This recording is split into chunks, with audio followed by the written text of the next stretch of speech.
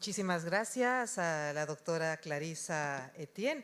Y ahora es el momento de una exposición acerca de la cobertura universal en salud desde la perspectiva global, para lo cual invitamos a la doctora Margaret Chan, Directora General de la Organización Mundial de la Salud, que queda con ustedes.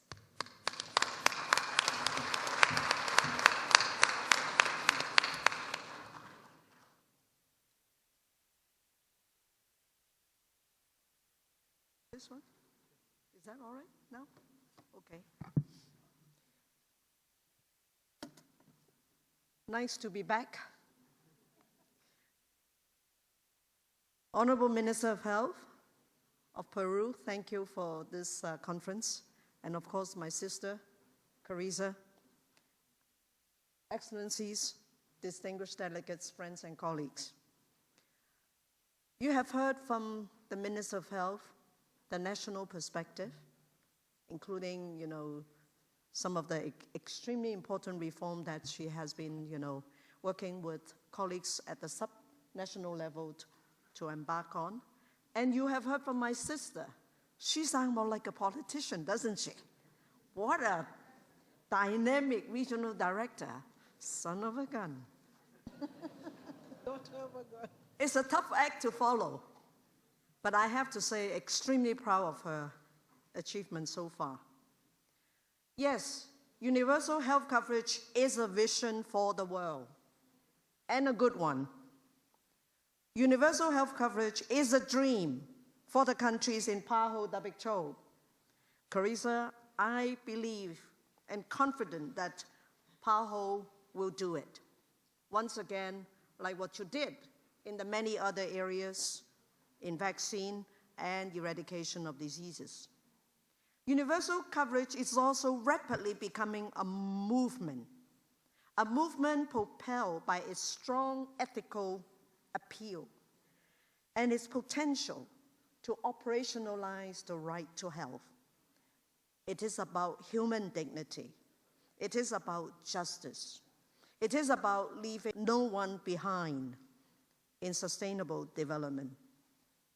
I'm greatly encouraged by the very high level of commitment and support also expressed in this international conference. As I said this morning, since the publication of the 2010 World Health Report on health system financing, many more countries are asking WHO for technical support. Now, in extending technical and financial advice to these countries, WHO has found a very supportive and convincing partner in the World Bank. I have to say, I welcome my brother Jim Kim, who come back and lead the World Bank to talk about equity, to talk about poverty elimination, to talk about shared prosperity. This very welcome change in the World Bank is good news. And as Carissa put it, the stars are aligned. WHO and the World Bank are working together to serve you and through you, leaders, your people in your countries. The bank's engagement sends a very strong signal that universal coverage is financially feasible and makes good economic sense.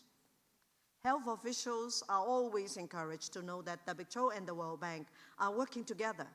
And I suspect this collaboration gives the ministers of health, especially the ministers of health, some weight to arguments when they approach their ministers of finance. We are here to support you. The World Bank and WHO will be organizing another conference in the margins of the spring meeting of the World Bank in April. We have done so before, but we will continue to do so to bring together the ministers of finance and the ministers of health to have a conversation, to have a dialogue. Why it is important to invest in health, and at the same time, why it is important to say what we call more money for health, but more health for money, meaning efficiency, reduce waste. Let's be honest. there's a lot of waste in our hospital system. I'm a strict talker. For those of you who are working in the hospitals, you may not agree with me, but you know I'm right. Isn't it true? See, I can tell from the laugh. Let's be honest. Ministers of health need your support to find the savings, and we will come back to that. Universal health coverage has attracted very high-level political attention. In 2012, the United Nations General Assembly adopted a resolution, and I want to thank the French government, along with many other countries, move a resolution that highlighted the goal of universal health coverage and give it a high place in the global political agenda. The resolution has more than 90 countries to sponsor it. And these are countries from every corner of the world. And the resolution was adopted by consensus in UN General Assembly. It's not often that they go through like this with universal consensus, right? But thanks to all the people who have been helping. Tim, you are back. I was just commending the World Bank. You missed that part. As I said, universal health coverage is now described by many countries as momentous. And the resolutions adopted by governments urge countries to develop health systems that avoid significant direct payments at the point of care. It further urges them to establish mechanisms for pooling risks to avoid catastrophic health expenditure that drive households into poverty. The resolution also affirms the strong links between universal coverage and the UN Political Declaration on the Prevention and Control of Non-Communicable Diseases. The declaration signals how important it is to adopt the strategy of prevention. Prevention is the cornerstone of the global response to NCDs. This is another advantage of universal health coverage. Why? It brings prevention to the fore, highlighting once again, its importance. Not only is prevention, but it has to be comprehensive in a way that make universal health coverage affordable. And there are other advantages. Our health systems designed to deliver universal health coverage provides a solid platform for tackling all health problems, for reaching all health goals in a fair, integrated, and efficient way. For far too long, we make many mistakes. And one of them is vertical approach. Yes, we look at the importance of HIV, TB, and malaria. Yes, the importance of maternal and child health, the importance of immunization, but they all live in their own boxes and own silos. They forget about the people-centered integrated services, which is so much needed.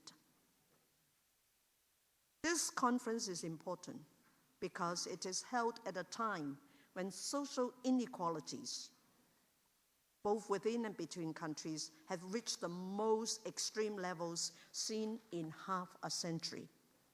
As the economists and policy analysts tell us, inequalities in income levels and in opportunities are dangerous. They disrupt social cohesion and destabilize societies. In a report issued last month, the World Economic Forum ranked income inequalities as number 4 in its list of the top 10 risks for global economy. Nobel Peace Prize winner economist Joseph Stiglitz documents that inequality in his study called The Price of Inequality. Have a look at it. One very important point is he demolishes the long-held notion or assumption that wealth at the top of society will eventually trickle down to benefit the masses. However, the data say otherwise. Wealth and opportunities are evenly distributed only when policies in governments make equity as an explicit objective, and universal health coverage does this. Stiglitz convincingly argue that inequality undermines economic productivity and slows down growth. A more egalitarian society creates a more stable society and a more stable economy. In his view, inequality that leads to inadequate education, healthcare, housing is socially and economically destructive. In addition, it damages the middle classes. The middle classes are the backbone of democracy. In arguing for change, Stiglitz refers to moments in history when people all over the world seem to rise up to say that something is wrong. And I think this is happening in health now, and helps explain at least some of the enthusiasm for universal health coverage. In matters of health, something is terribly wrong. An estimated 2.7 billion people live in countries with no form of social protection to cover the high costs of health care.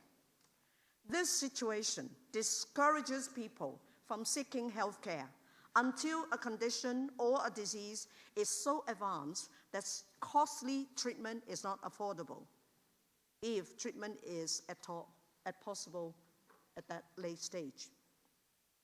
And again, another statistics, of the estimated 346 million people worldwide who suffer from diabetes, more than half of them are unaware of their disease status.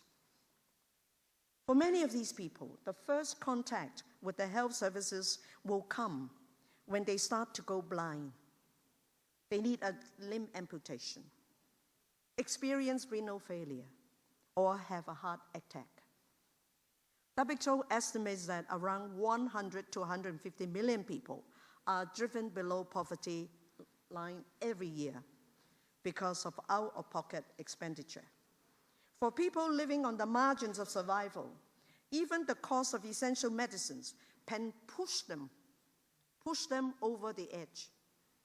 For a long time, user fees were put forward as a way to reduce the excessive use of health services and thus contain costs. It was further argued that people would value services more when they have to pay for them. Experience says otherwise. User fees punish the poor. Even the World Bank is changing in that perception, right? Thank you. And that's why I said I love my brother.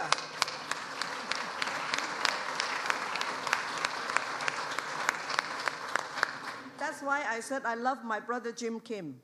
He brings a fresh of breath air.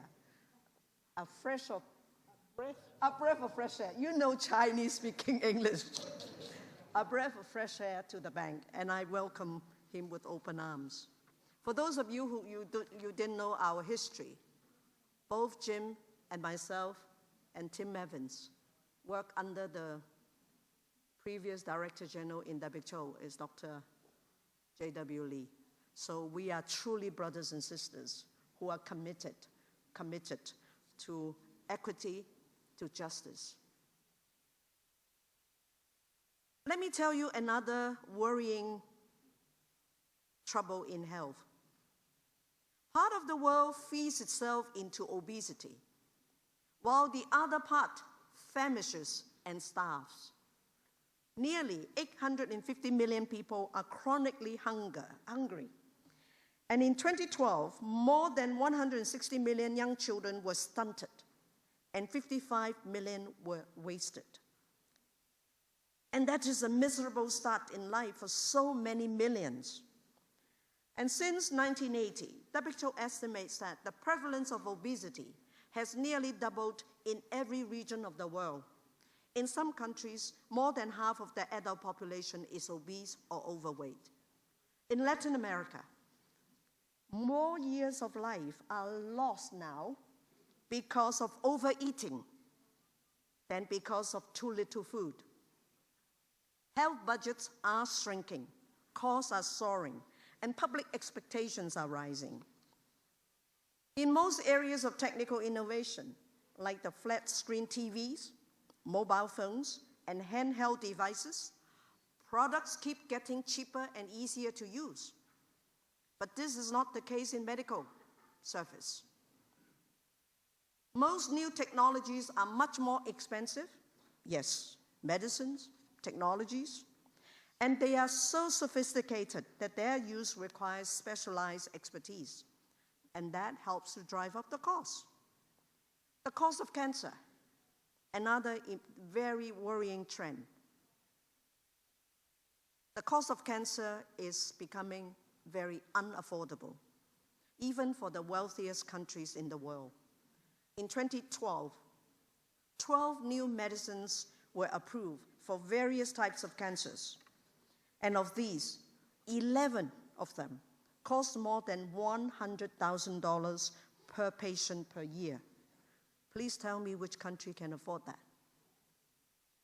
As several studies show, many clinicians, dare I say, my doctor friends don't get upset with me, but I have to tell you the truth. Several studies show that many clinicians have no idea about the cost of the medicines they prescribe, and they have no idea about the interventions they offer. This cost obliviation further contributes to the rising of the healthcare costs. Incentive schemes, or let me qualify them, rather wrong incentive schemes, especially pay for service arrangement in hospitals, contribute to the overuse of tests and procedures, and the overprescribing of medicines, and the longer than needed hospital stays. Why did we get ourselves into that kind of situation? And that's why, Minister, you are very brave to embark on all these structural reforms, which are so much needed. Healthcare takes place in a culture of access. The technology-driven medical model that works so well to combat infectious diseases is ill-suited for the prevention and control of non-communicable diseases. This calls for a new model and a major shift in the mindset of public health. All of these trends show something is terribly wrong and point to an urgent need for reform. Reform in the way health systems are organized, reforms in the way healthcare is financed. Ladies and gentlemen, I make these points to illustrate the significance of this conference and the issues you will be discussing. Healthcare reforms that aim to leave no one behind can be a transformative force for societies, with benefits that extend well beyond the health sector. Greater social cohesion and stability are assets valued by every country in this world.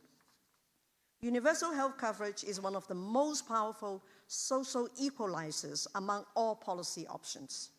It is the ultimate expression of fairness and justice as it operationalizes the right to health for all people, to receive essential health care without risking financial ruin. Many of you have visited USA, right? Do you want to go there as a visitor without health insurance? Dangerous, right? But I commend the US government for the courage and taking on the big challenges to improve the health of its people. If US is on board, I think universal health coverage movement will get there. Yes, Carissa is correct. There is still confusion about universal health coverage. Some countries think that it is socialism. Others think that it is neoliberalism. So when you have two sides of the coin, I think somewhere in the middle is correct. Every country in this world, if they want to, can embark on a long journey. Take the first step, and then take the second step. Carissa, you mentioned about the road signs. So correct. Many countries who have been very successful, like UK, Norway, Singapore, Bangladesh, many others, have embarked on different journeys. I think it is absolutely necessary because these countries are different. Why should they use a cookie-cutter approach to universal health coverage? They have to find their own model and move with their people. Many people say to me, Margaret, what is the difference between universal health coverage and primary health care for all, health for all?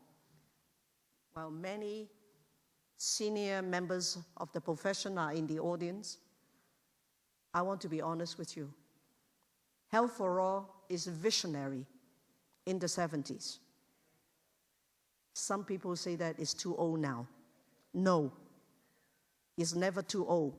But 30 years or 40 years down the road, you need to use new language. Universal health coverage is the way to achieve health for all. Yes, absolutely. As I said, universal health coverage is the ultimate expression of fairness and equity. So, Michael, I have to tell you, the Commission on Social Determinants of Health is instrumental to galvanize understanding of all people. Because health is so broad, the determinants of health is so broad that it has to work with so many sectors. But I was so delighted to meet so many ministers from this government. I was told I have a lot of spies. I was told that yesterday, 11 ministers from this government met to talk about early child development. You get it. Congratulations. And I'm sure we are here to support you. Get the right policy options in place, policy coherence, and you will get so much synergy and savings in moving towards UHC.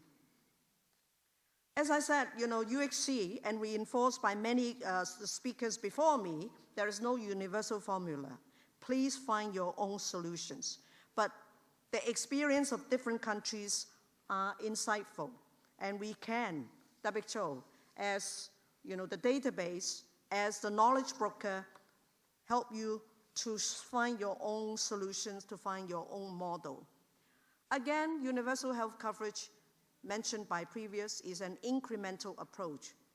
We need to be fully aware that it will take a long time to get there. But nothing is worse than not even taking the first step. Nothing is worse than non-action.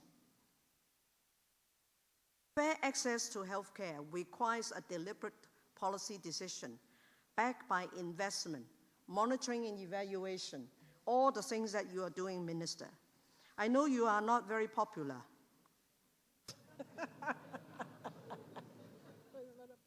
What did I say to her this morning before we came in?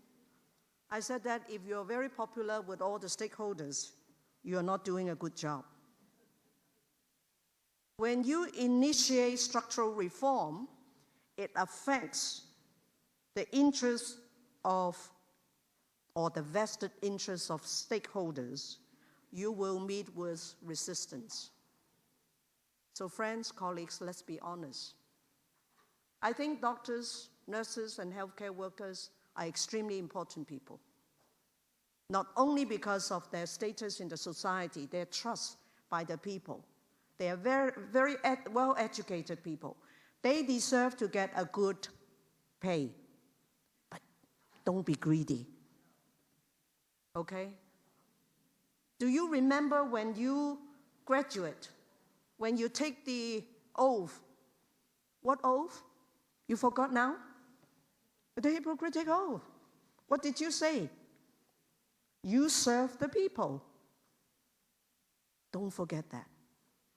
And I urge you, doctors, nurses, pharmacists, would always have an important role in every society. It is your job to work with the government, to support the government, to achieve health for all people in your country. Living in a country where people rise up because they don't get the social services of which health is one is not a pleasant experience.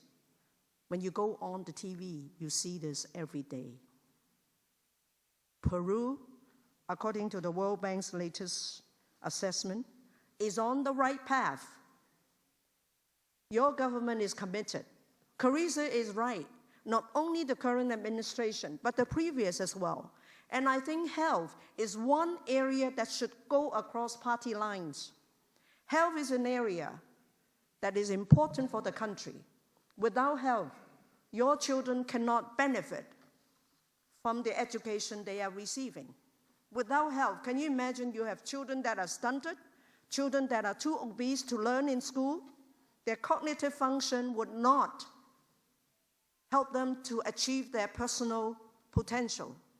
Don't forget about the importance of early child development, maternal and child health, empowerment of women, empowerment of the societies. Work with the societies together to get it right. One thing you need to learn.